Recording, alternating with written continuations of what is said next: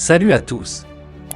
Abonne-toi et mate la suite de actualité sur ta chaîne car la peur dans le camp des ennemis de la paix au Mali, depuis la montée en puissance des forces armées maliennes, FAMA.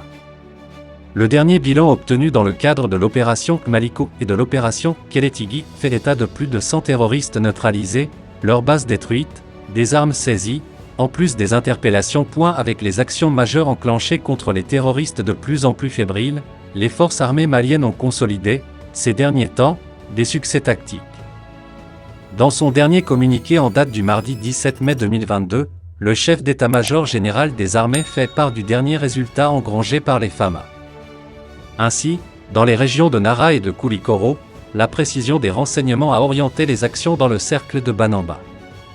Cela, indique le communiqué, avec le suivi, l'interpellation et la désorganisation d'une colonne logistique terroriste entre Toubakoro-Sila, Séméné et Oulni.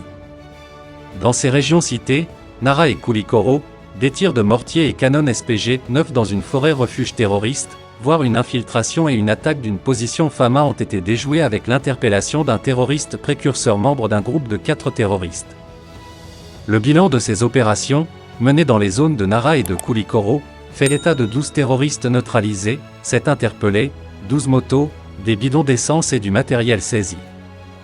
2 militaires ont été légèrement blessés. En ce qui concerne le théâtre et de l'opération Maliko, les militaires ont vigoureusement réagi à des tirs terroristes dans la région de Ménaka ainsi que dans la zone de Gossi. Sur le théâtre centre de l'opération Maliko, un groupement tactique interarmes, GTIA, a réussi une percée dans le sanctuaire terroriste du cercle de Bankas, précisément sur l'axe Timissa-Segué-Bankas avec la réduction d'éléments isolés, voire la récupération de 10 motos abandonnées par les ennemis du pays, ajoute-t-on. Sur la base de l'exploitation des informations dans certaines zones, les FAMA ont consolidé, dans le cercle de Djenné, leur réorganisation suite à la réaction contre la double attaque complexe terroriste qui s'est soldée par un bilan de 4 morts dans le combat, 10 blessés et d'importants dégâts matériels. Ainsi, les multiples affrontements enregistrés à l'est de Djenné ont conduit, selon le communiqué, à la neutralisation de 4 Donzo et la blessure de 2 autres à Niala, la destruction d'une base terroriste entre Tiékobougou et Ouasse, avec la neutralisation de 13 terroristes, 16 motos détruites et d'importants matériels militaires récupérés. Aussi, annonce-t-on dans le communiqué du chef d'état-major, des opérations ont été récemment menées sur la base des renseignements dans la région de Douanza. Cependant, des frappes aériennes ont ciblé deux camps d'entraînement d'un terroriste dénommé Abou Mahama, dans la région de Douanza.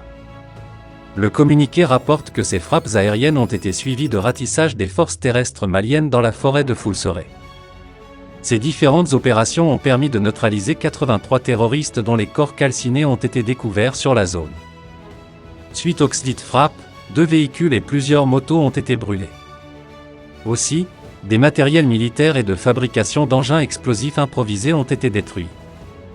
Dans une localité appelée Douna, la patrouille et la fouille des forces terrestres ont permis de neutraliser 10 terroristes et de récupérer 3 AK-47, 2 carabines chinoises et 5 fusils de chasse. Dans cette même localité du pays, Douna, les frappes militaires ont neutralisé 29 autres terroristes. De nombreux matériels ont été également détruits. Dans la semaine du 11 au 16 mai, les missions qui ont eu lieu dans plusieurs localités autour d'Alatona ont permis de neutraliser 20 terroristes, dont des combattants, des poseurs de EL, et des éléments de renseignement, l'interpellation de 5 suspects, la destruction de 2 EL, et la récupération de plusieurs matériels, souligne-t-on dans le communiqué. Les FAMA ont élégamment procédé à la destruction de la base terroriste de Dola, et de 2 autres bases 6 à Diandian, en plus d'un laboratoire de EL dans la même forêt. Bien dans son élément lors de son passage dans l'émission Mali Kura Tazira de l'ORTM, les membres du gouvernement doivent passer désormais à la télévision nationale afin de défendre leur bilan durant la première année de la rectification de la transition. Le ministre de la Défense et des anciens combattants a été plus que convaincant. Sans démagogie aucune, Colonel Sadio Camara a réussi à lever les équivoques qui pouvaient encore exister par rapport à la montée en puissance de notre outil de défense, l'armée. Le Mali a désormais une véritable armée nationale. Difficile d'en douter après avoir suivi la brillante interview du colonel Sadio Camara dans Mali Kura Tazira, le mardi 10 mai 2022 sur l'ORTM. Et la version Bambara a été diffusée le lendemain pour permettre à une grande majorité de Maliens d'avoir le cœur net que les choses sont en train de réellement bouger quant à la reconstitution de notre outil de la défense.